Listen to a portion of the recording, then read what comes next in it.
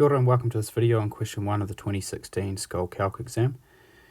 Part A is an optimisation problem, and Part B also involves differentiation. We have to find the 2016th derivative evaluated at 0 of a product in factorial form. What a delightful question.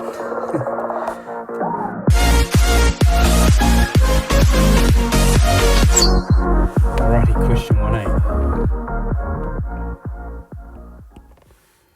Given that point xy is any point on the circle, x minus 2 all squared plus y squared equals 3. So just draw that circle, shift it to the right by 2, has a radius of root 3, which is about 1.7. Something like that. That will do. And then we've got a point somewhere on the circle,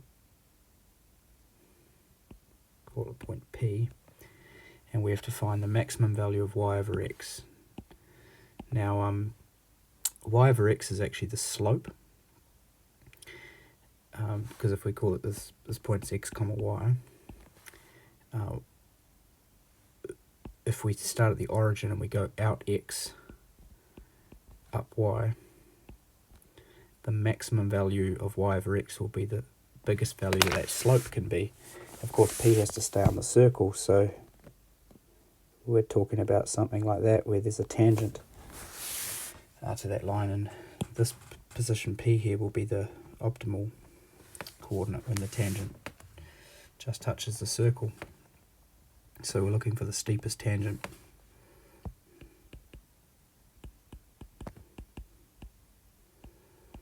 So if we call that equation y equals mx, straight line, gradient m coming out from the origin, and we've got the circle equation.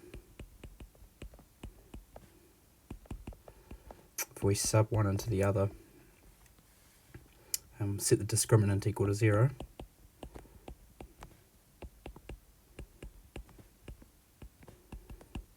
So we've got x squared plus m squared x squared. So it's 1 plus m squared x squared. And we're at minus 4x plus 4, and then the 3 on the other side goes to the left. So we get that. That's our quadratic equation. Discriminant equals 16. B squared is minus 4 squared to 16. Minus 4 lots of 1 plus m squared times 1, 4ac equals 0. 16 is 4 lots of 1 plus m squared. If we divide both sides by 4, subtract 1, we get m squared equals 3. So m is the square root of 3. We want the positive square root because it said the biggest value of y over x, which kind of suggests it's a positive number. It turns out that the m value is also the radius of the circle, but I think that's a bit of a fluke. There are other ways of doing this problem. That we could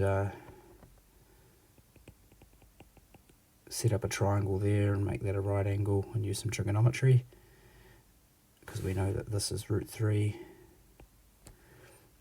The radius of the circle, the hypotenuse of that right angle triangle is 2, and that enables us to find the angle here. We could find that angle, theta is equal to sine inverse root 3 over 2.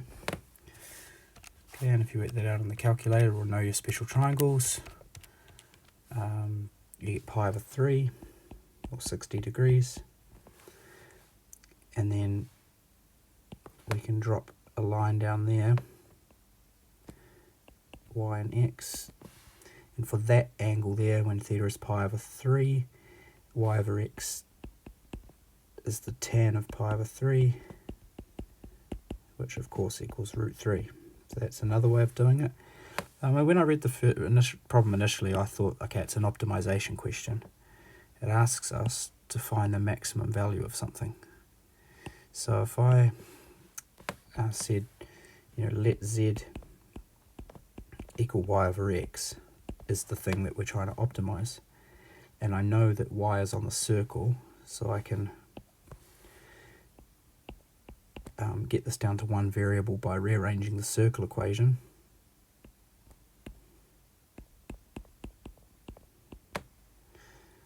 And I take the positive square root of it because I'm in the first quadrant, the y value is positive. And this is the thing that I'm trying to optimize. I'll just tidy it up a little bit before I differentiate it. So I've got square root negative x squared plus 4x minus 1 all divided by x, and then I use the quotient rule. So dz dx is equal to the top thing differentiated, well that's something to the half, so it's half something to the minus a half multiplied by the inner derivative times by the denominator minus the derivative of the denominator, which is just 1 times the numerator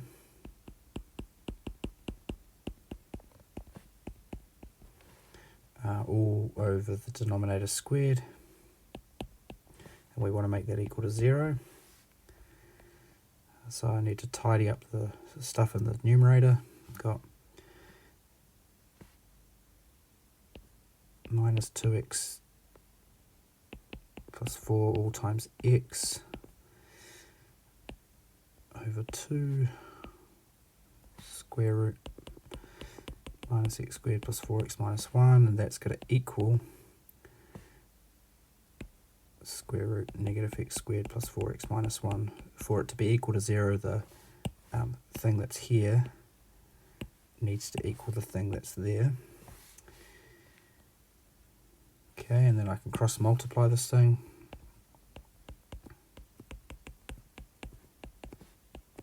The square roots are the same, so the square roots cancel. I've got minus 2x squared on both sides, so I can cancel those. And I've got 4x equals 8x minus 2. So 4x equals 2. X is equal to a half. Then I need to go back to my equation of my circle and make x equals to a half. And that gives me y equals the square root. Actually, no, I don't need to find the y value. I just need to find the value of z, the biggest value of y over x. So I can use this equation, which has just got x's in it. So z square root negative a half squared plus 4 lots of a half minus 1 all over a half. And if we evaluate this,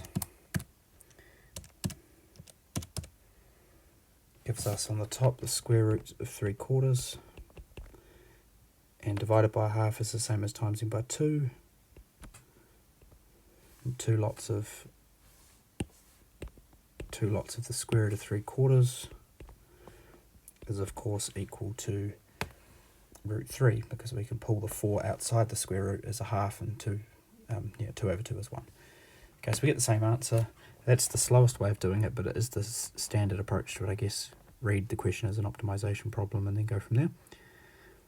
Just to have a look at what this all means, I've made a little GeoGebra diagram in advance.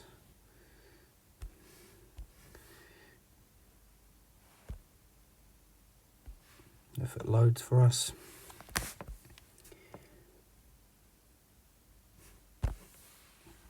Okay, so we've got the circle in there. We've got the point P on the circle. I've labelled it as A. And the point B, the coordinate that's up there in free space, is actually tracking the value of z. So the y coordinate is actually z. So if I move this point around, when A is right down here, that corresponds to a y value of 0. So the value y over x is equal to 0. As I increase the y value on the circle, my z value is getting bigger, and I'm also increasing x. So that, I guess it's a trade-off, because as I increase x, which is in the denominator, y over x gets smaller. But of course I need to increase the numerator to get bigger. So it gets to a point where z starts going down again because of increasing the x value. And if I go all the way to here, where x is the biggest it can possibly be, and again the y value is 0, I get a value of z of 0. So the biggest point is in here when it's right up the top, and that corresponds to the point where if I drew a line from the origin, it would be tangent to the circle, and it's also aligning up with x equals a half, so you can see there. Okay, so our answer is x equals a half, generating a value of root 3 for the value of z. Okay, part B. For real numbers x greater than minus 1, we've got a function x squared times log of x plus 1.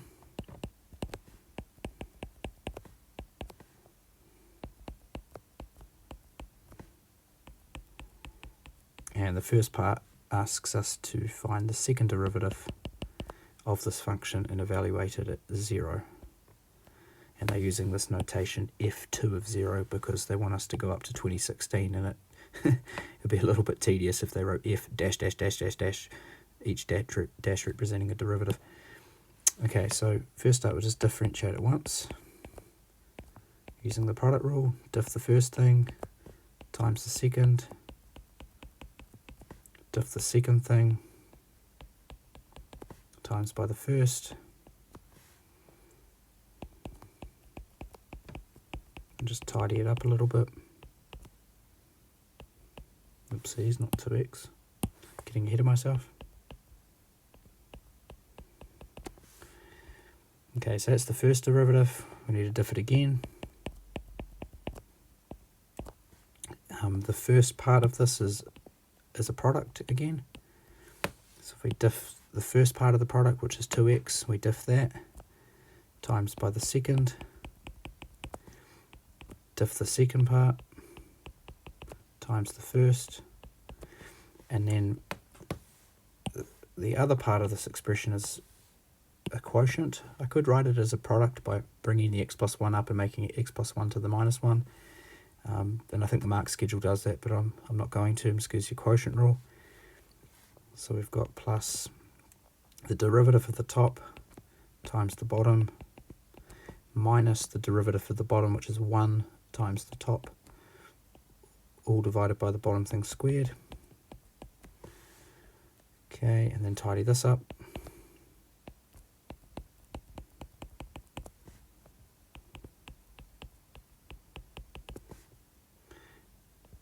The last fraction has a numerator that simplifies a bit. It's got 2x squared minus x squared, and then it's got a 2x, and it's all divided by x plus 1 all squared.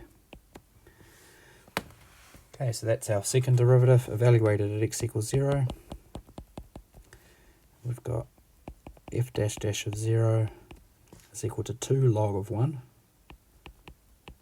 which is 0, plus 2 lots of 0 over 1, so 0, plus 0 squared plus 2 times 0, 0, so that all equals 0.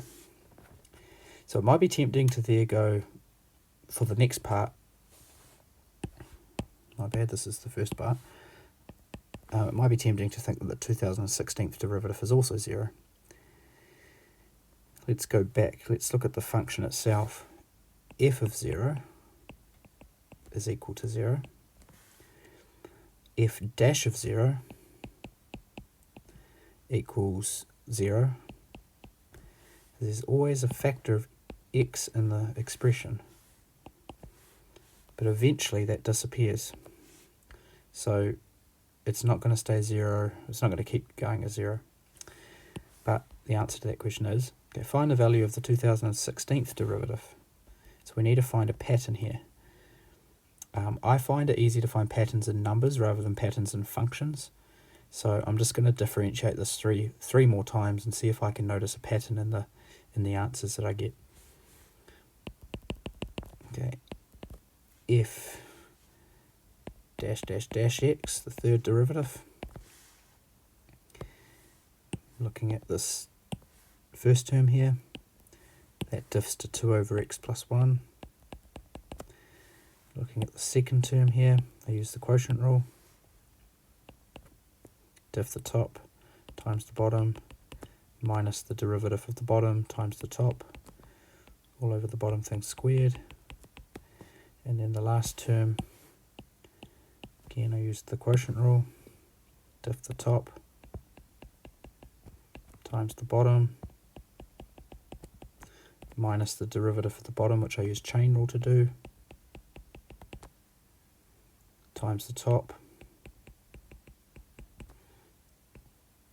all over the bottom thing squared. And now I sub in 0 to it rather than just, I don't need to tidy it up or anything because I'm just going to evaluate it. F dash dash, so we get a 2 in the first term. The second term, if I make x equals 0, I get another 2. And the third term,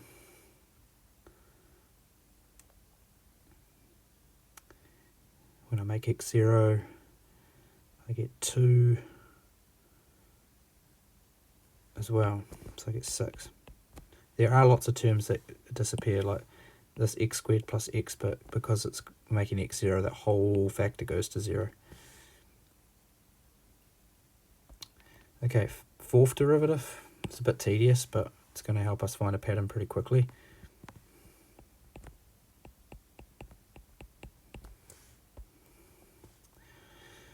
Oh, do I want to tidy this up first? Yes, I said I wasn't going to tidy it up because I'm evaluating it, but I want to diff it again, so okay.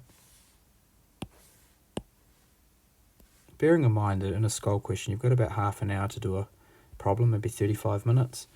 So there was only 2 parts to this question, part A, part B, so this I can spend a bit more time on it to make sure I get it right.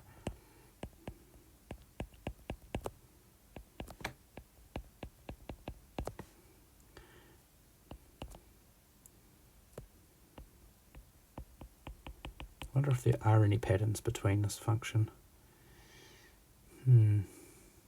Can't really spot any at the moment.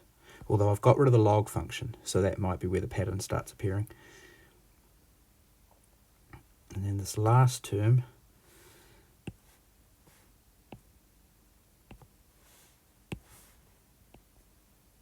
okay, this last term, it looks like a cubic equation,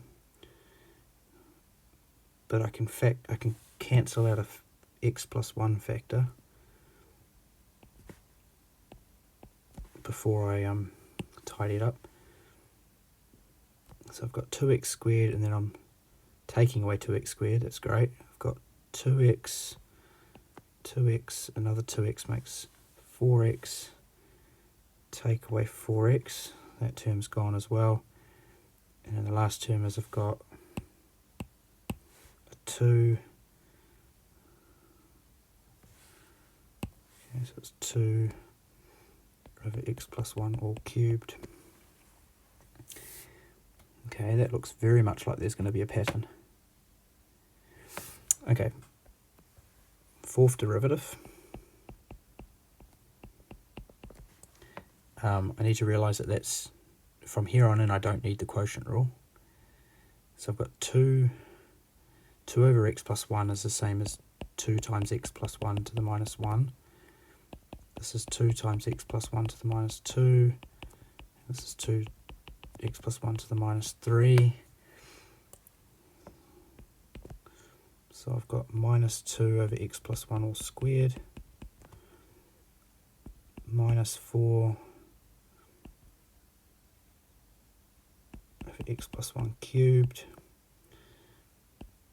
minus 6 over x plus 1 to the 4. Okay, so that evaluated at 0. That's -2, -4, -6, which equals -12. The fifth derivative, again I take all of the denominators up to make them negative powers, so I'm going to get 4 over x plus 1 cubed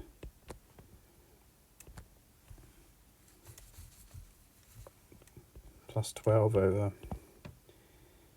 x plus 1 to the 4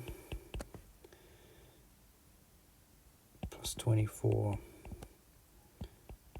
over x plus 1 to the 5. I can see where the factorials are coming from, because each time the coefficient gets another coefficient multiplier. So the 4 came from 2 times 2, the 12 came from 4 times 3, the 6 came from 6 times 4, so the 24 came from 6 times 4. So you can see where the factorials are coming into this. If I evaluate this one at 0, 4 plus 12 plus 24 equals 40. Okay, let's just summarize what I've got. I said that it might be tricky to find a pattern in the functions itself, but I think I've spotted one. However, let's just summarize with the values. So when n was 0, so in other words we hadn't differentiated at all, if n of 0 was equal to 0. When n was 1, so we differentiated once, we got a 0. When we differentiated twice, we got a 0. We differentiated 3 times, we got a 6. 4 times, we got -12. 5 times, we got 40. Okay, now what I'm going to do is list the factorials next to it. So n factorial. The 0 factorial by definition is 1. 1 factorial is also 1. 2 factorial is 2. Okay, if you're not too sure about what factorials are, 3 factorial is 3 times 2 times 1, so that's 6. 4 factorial is 4 times 3 times 2 times 1, which is 24. 5 factorial is 5 times 4 times 3 times 2 times 1, which is 120. Okay, now we just need to stare at this for a little bit to see if we can spot a pattern. First thing is the signs alternate. We just can't tell that with the zeros, but we've got a minus there and we've got a minus there, and we get the same thing.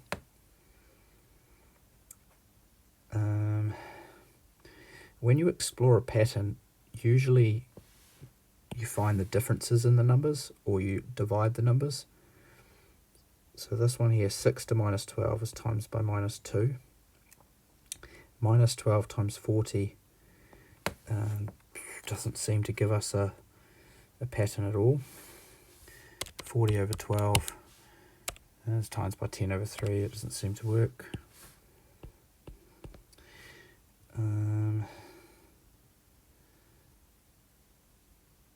But if we look at the connection between the factorials, oopsies,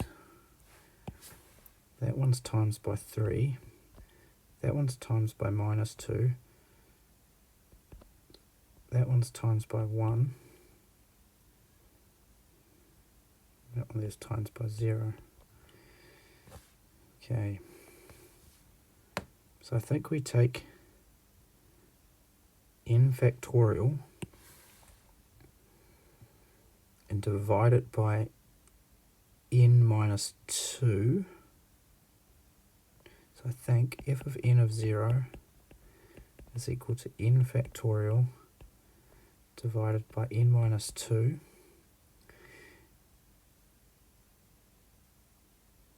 And then the last thing I need to do is get a plus or a minus on it. And if it's a even number, it's a minus, so I've got a times by -1 to the n minus 1, because that will make sure that the power is odd. So when n is 4, for example, that power becomes 3, and -1 to the 3 is -1. Okay, so the 20/16th derivative, evaluated at 0 by my pattern, which I haven't proved. I could prove it by mathematical induction, or I could go back to this formula and sort of argue why the factorials are coming in. But mathematical induction is beyond a calculus student at level 3.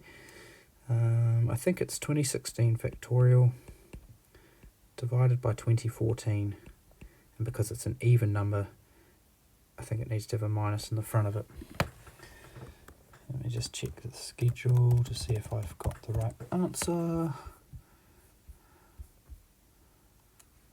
Yep, perfect. Okay, catch you in the next video.